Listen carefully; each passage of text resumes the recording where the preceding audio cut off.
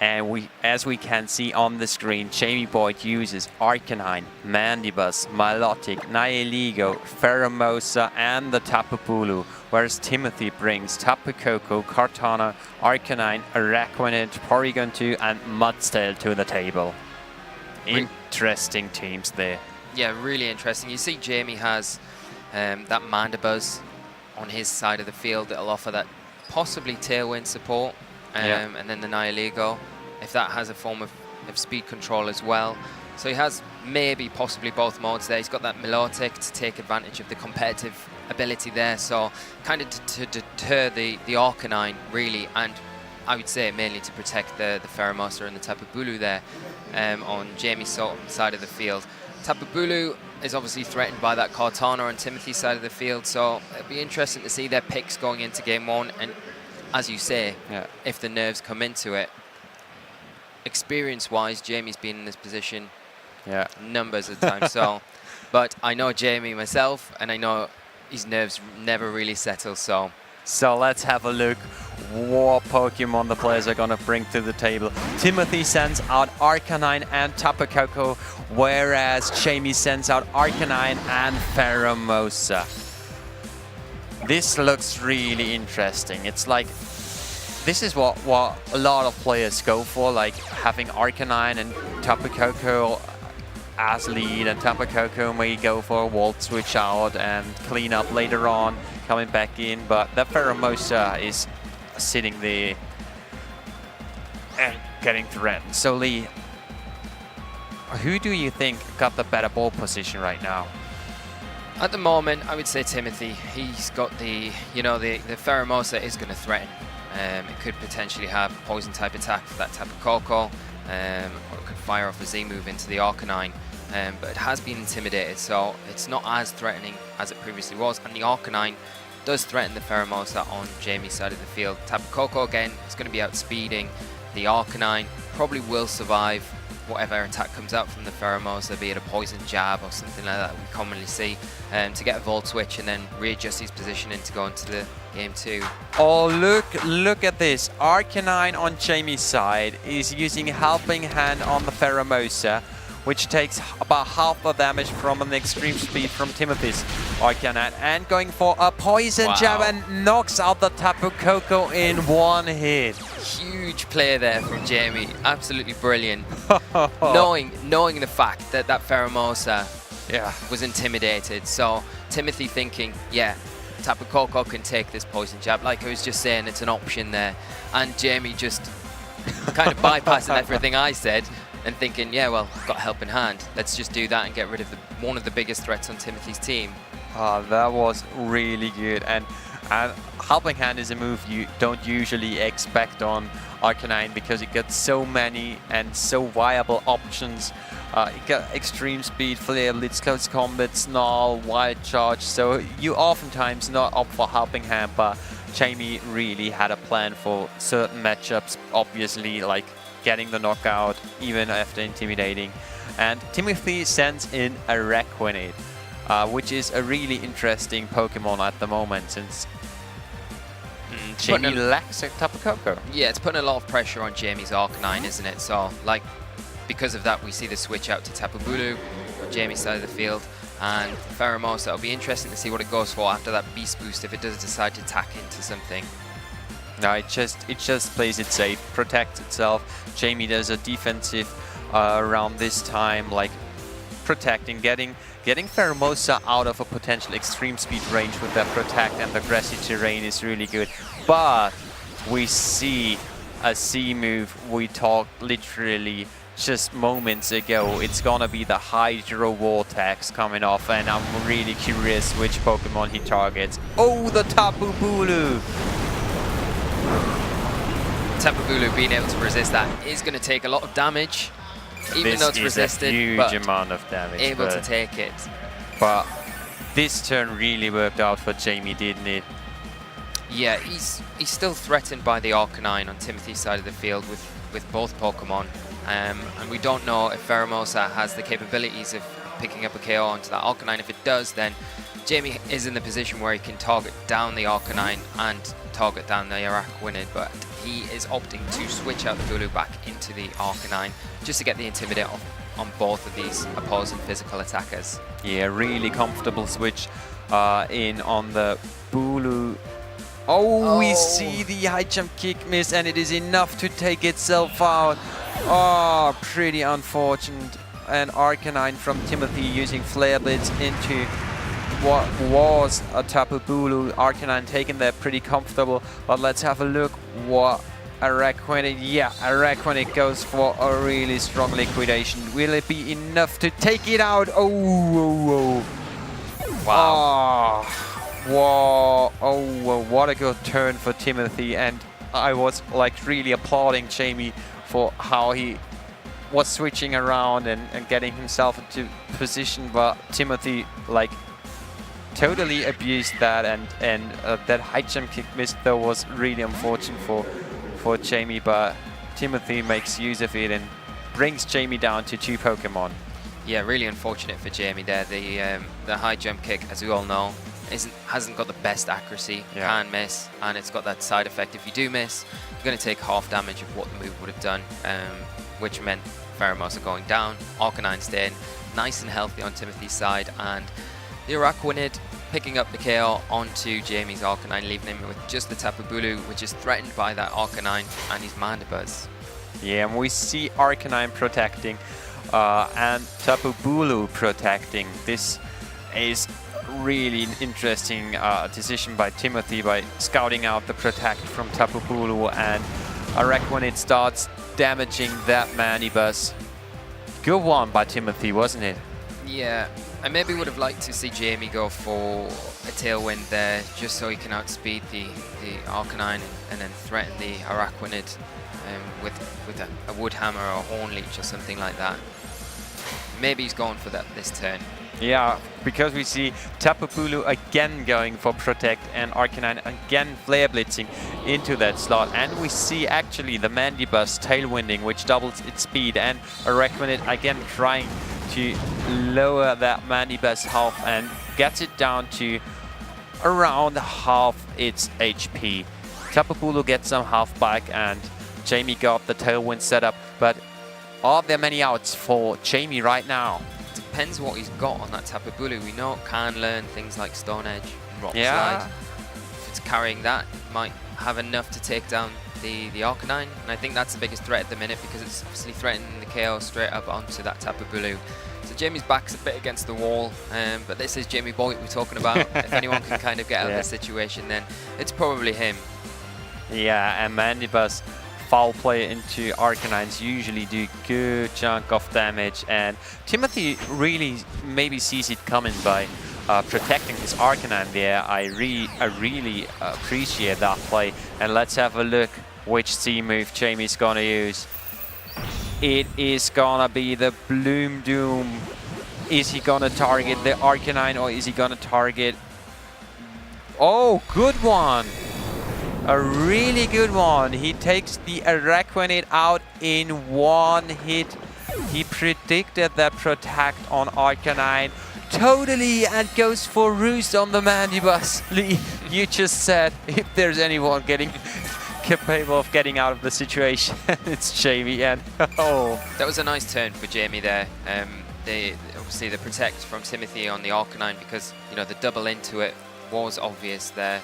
Jamie reading that and going for the Araquanid and picking up the KO there and getting the Roost off with his Mandibuzz, giving him a little chance. But as we see, Timothy's brought in that Kartana now, and I don't know, the Tapu Bulu is so heavily threatened even in a Tailwind. I don't really see an out for him, and Timothy has played this really well. Timothy has played this really well, but what if that Mandibuzz is like really bulky, and foul play to Katana usually does around 50%, sometimes even more, because its attack stat is so high, and foul play uses the attack stat of the Pokemon it targets, so Katana always gets knocked out in 2 hits by foul play when it's used by a Dark type Pokemon. So let's have a look if this is the plan Jamie opts for. We see Katana detecting. Mandibuzz using foul play into the Katana. A really good read by Timothy there, and going for the Flare Blitz into the protecting Tapu Bulu. So both just straight protects and detects, but good play on each side of the field. Yeah, now you've kind of matched the protect on the Kartana, so you can double into it now with your Tapu Bulu and the Mandibuzz. Maybe it's enough to take it out. I don't think it is. But like you say, that Mandibuzz has got access to foul play, and it has got recovery in Roost, so it's not over yet. Yeah. Jamie does still have a way to kind of get himself back into this match. This is really coming down. Tapu Bulu using Horn Leech into the Katana slot, and let's see how much foul play does to the Katana. A good amount of damage. The next foul play will take it out, but Tapu Bulu goes down to a Smart Strike from Katana, leaving Jamie with only one Pokemon left, and Katana's beast boosting its attack stat, and Arcanine is still free to fire off a Flare Blitz into the Mandibuzz, and let's have a look. Oh, it takes it quite comfortably. Yeah, but the Tailwind ends now. The Kartana has got the Beast Boost, and Timothy's just free to double into that slot. I don't know what Jamie is going to go for. May go for a Roost, try and stall out, but then... Yeah, let's see. Again, Katana goes for a Smart Strike into the Mandibuzz. Let's see how much damage this does, and Arcanine goes for a Flare Blitz. Is it gonna be enough to take down the Mandibuzz?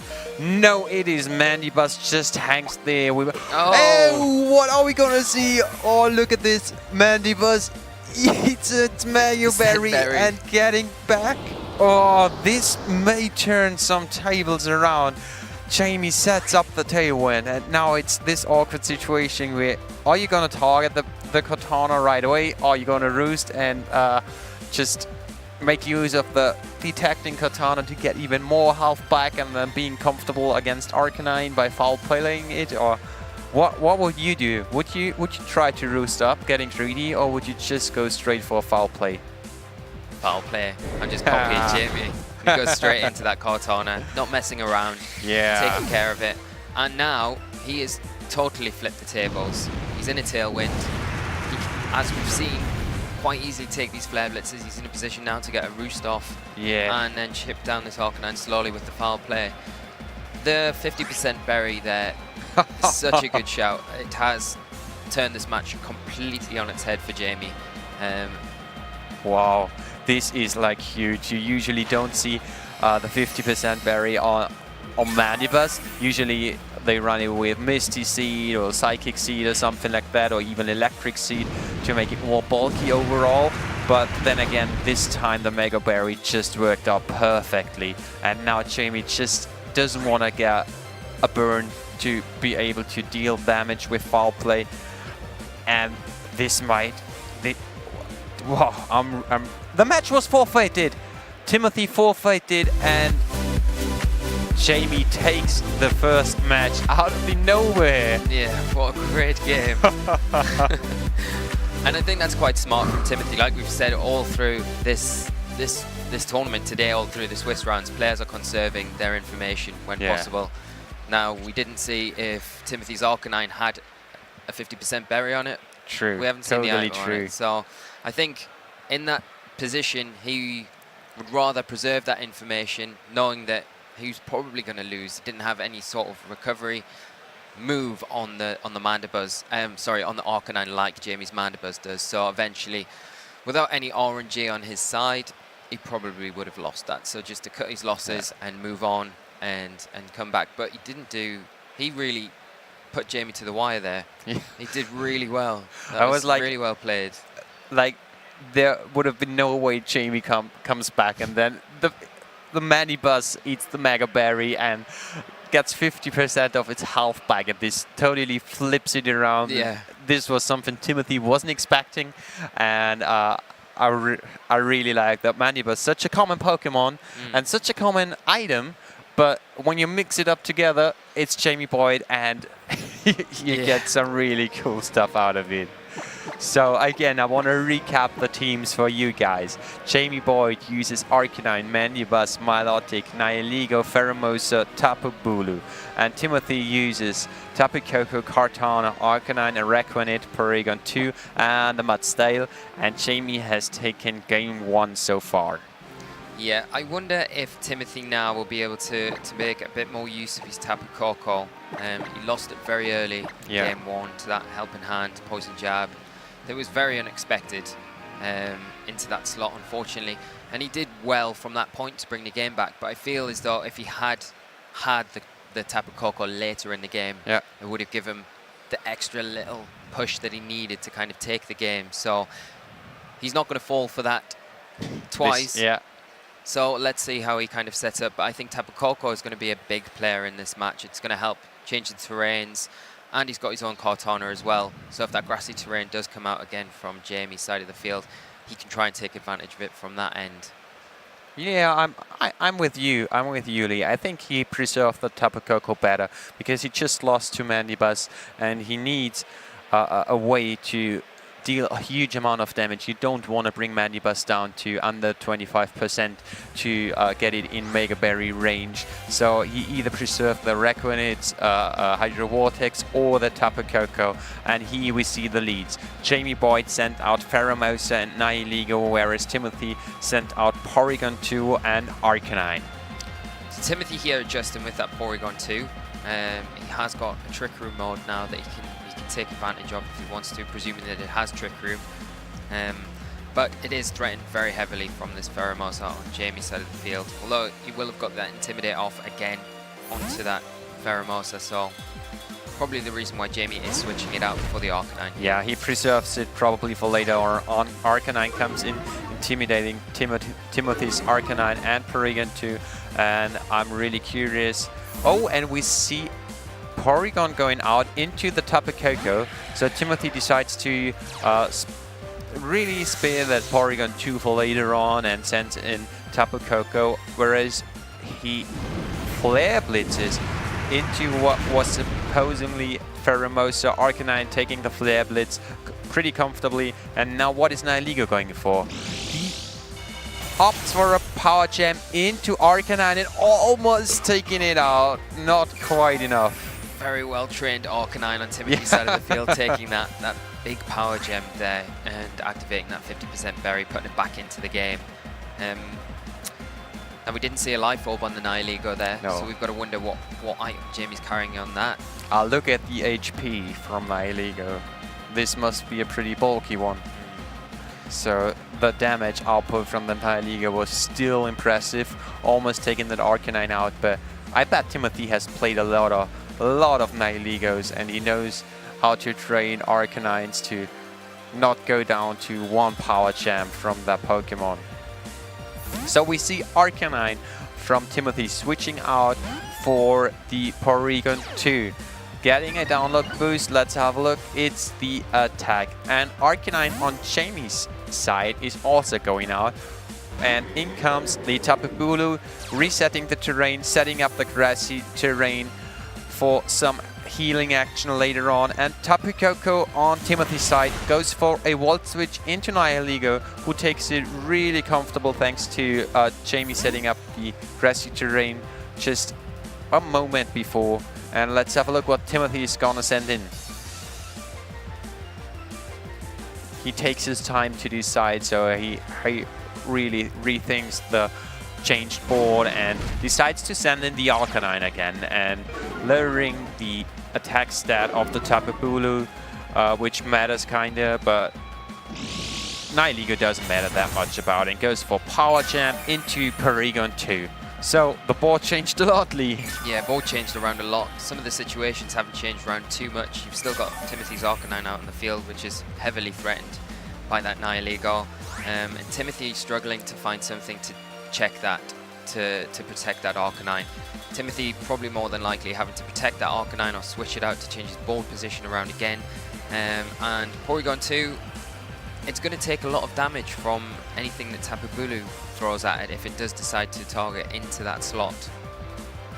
Yeah, it's really hard. Like Timothy's best answer to Nihilego was the Mudsdale, but it was threatened so heavily by the Tapu Bulu and the Milotic and even the Pheromosa with an Ice Beam, so maybe he didn't want to bring it there because of that. And now Jamie's Nihilego is like really sitting there comfortably, taking the attacks from like Porygon 2 and Arcanine pretty easily, as we see on the HP bar. It's a pretty bulky one, and Timothy scouts with Protect what Jamie's gonna do, whereas Jamie's gonna do the same thing with his Tapu Bulu. So both go for Protect. Nihilego using Power Jam into the protecting Arcanine, and Porygon 2 not setting up a Trick Room at all or something. It just goes straight for an Ice Beam into the protecting Tapu Bulu. Yeah, it's a really difficult situation. Jamie's got quite a comfortable board position at the minute. He can just target down the Arcanine. Knows he's faster than it with his Nihilego. It is threatening the KO. I don't know what Timothy's got in the back. We know he's got that Tapu Koko, but if he's got the Araquanid in the back, it's not going to want to come in on a Power Gem either. So it's a really difficult board position. If the Araquanid is in the back, then Timothy could go for a Trick Room with his Porygon 2, and you know that coming in, it has the Hydro Vortex that could potentially get rid of the Nihilego. But instead, he withdraws his Arcanine, standing in Tapu Koko, setting up electric terrain, and Jamie preserves his Tapu Bulu for later, sending in the Arcanine in the Tapu Bulu slot, and while dropping again Porygon 2's attacks that probably doesn't matter on the Tapu Koko's end, and Nihilego goes again for a Power Gem and doing a good amount of damage to the Tapu Koko, and we see the Toxic from Porygon 2 coming out into the Arcanine slot. Yeah, so that's going to chip away at the Arcanine nicely now for Timothy. Each turn that Arcanine stays out, the damage will be doubling from the Toxic, so Jamie won't want to switch that out. Get his grassy terrain back on the field, start healing back. A bit more health for his Nihilego and his Tapu Bulu. But Timothy could maybe read into that and fire an Ice Beam into that slot. That's a potential option for him there, but I still would like to see the Trick Room and maybe let the Tapu Koko go down, so you've got a free switch in for the Araquanid when it does come onto the field. Let's have a look. Jamie's protecting his Arcanine. Tapu Koko is going for a Thunderbolt into that slot. Nihilego goes for a Sludge Bomb into the Porygon 2 slot, which is really interesting, and let him set up the Trick Room. This was really clever by Jamie, I guess. He didn't want to take out the Tapu Koko because his Nihilego is just putting out so much pressure onto the board at the moment. Nothing wants to switch in on Timothy's party, and Porygon 2 can't damage the Nihilego. Therefore, I really like how he didn't target down the Tapu Koko. Yeah, he's kind of left himself in a nice position now where he can just take down the Tapu Koko with either the Arcanine or the Nihilego, or he can switch in maybe Tapu Bulu now in the Arcanine place, reset that Toxic damage and get a Beast Boost on that Tapu Koko slot, and he's free to fire a Power Gem into that slot if he wanted to. And we see Timothy's Tapu Koko protecting. Arcanine going for an Extreme Speed into the slot, and Porygon 2 trying to make use of the Trick Room by recovering itself up because it can't damage the Nihilego, neither can... Oh! Nice one there. And Jamie revealing the Trick Room on the Nihilego, reversing the twisted dimensions and putting himself back into a really good position. Also revealing that Extreme Speed on the Arcanine, which will be able to pick up the KO onto that Tapu Koko this next turn. Still, I really prefer Jamie's situation. He brought himself into such a good position by having the presence of that damage output Nihilego got onto like literally every Pokemon on Timothy's party that we have seen already, and he switches out his Tapu Koko, trying to preserve it for later. Arcanine comes in, intimidating Jamie's Arcanine. This one goes for Extreme Speed into Timothy's Arcanine, not activating any barrier at all, and we again see a Trick Room from Nihilego and from Porygon 2. What a great read there from Jamie, reading that the Porygon 2 would go straight for that Trick Room again to try and set it up again, put himself in a better position going into these latter turns. And Jamie's saying, no, you set it up, I'm going to reverse it. Oh, that one was really good. I always love seeing double trick rooms on the stream, and again, we can just like repeat what we just said. The situation doesn't get worse for Jamie. He waited probably until his berry popped on the Arcanine, so it's now sitting in a comfortable amount of health again. Timothy's switching out, sending in Tapu Koko, and Jamie also sending in his Tapu Koko in the Arcanine slot, setting up the electric.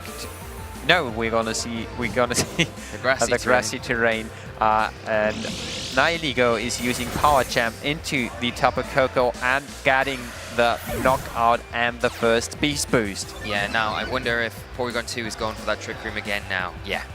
And here's the opportunity, I think, for Timothy. If he has bought that Araquanid, he can bring it in now, and he does threaten that Nihilego. And as we've seen from the past 5 or 6 turns, it is the big problem for Timothy. He needs to get rid of it, and then from there, hopefully he's still got enough in the tank to deal with the rest of Jamie's team.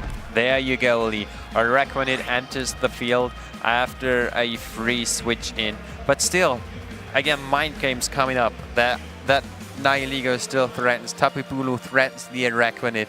We have seen it using Bloom Doom, so I'm pretty sure a Bloom Doom would take out the Araquanid in one hit. So again, just Mind Games coming up. Yeah, and Jamie's still got his Arcanine in the back that he could bring in for Intimidate Pressure, which might, depending on how the Nihilego's trained, allow it to take the Hydro Vortex. That's what Timothy decides to go for. And Timothy might think that Jamie is going to protect this turn because it's an obvious attack into the Nihilego slot and just double into the Tapu Bulu. Oh, and he wanted to make use of that obvious protect by using Substitute. And Porygon 2 goes for an Ice Beam into Tapu Bulu. I guess it was hoping to get the 2-hit KO, but we're gonna see the Bloom Doom from Tapu Bulu come in there. I'm really curious what it's going to target. Oh, what a good substitute play there. Especially if this is into that substitute. Absolutely brilliant play by Timothy to waste the Z move. And yeah, it is. There it is. Brilliantly played, Timothy. This is how you use substitute, right? Yeah, but he's still threatened by a potential Power Gem into that slot. And we're gonna see it into the Araquanid as well, and he gets the clean knockout. Araquanid goes down. Nihilego getting the second boost, and oh, Lee. Yeah, it's really going to be difficult now for Timothy to kind of come back. Nihilego's had 2 Beast Boosts. It's really powered up. It's sitting nearly on full health because of that grassy terrain. Porygon 2 can't Toxic it, you know, it's able to pick up the KO easily on Arcanine. Arcanine's not threatening it. Like, it's a common theme through this game that we've seen that just Timothy has struggled to find an answer for that Nihilego, and that has been the crux in his plan, really, and what's been the winning formula for Jamie in this match. The winning formula just spells like Nihilego, doesn't it? It's like he just got his Nihilego so ready to just be there and threaten like literally every Pokemon Timothy brought. Nothing wanted to switch in, nothing on the field could touch it.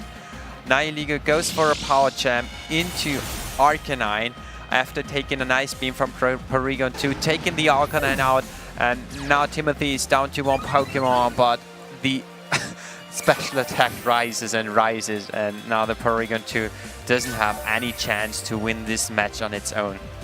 Yeah, which is really unfortunate for Timothy. You know, like you said earlier, he has that Mudsdale that he could have brought, but it's so heavily threatened by things on Jamie's side of the field. It makes it hard to bring something like that in this sort of setup.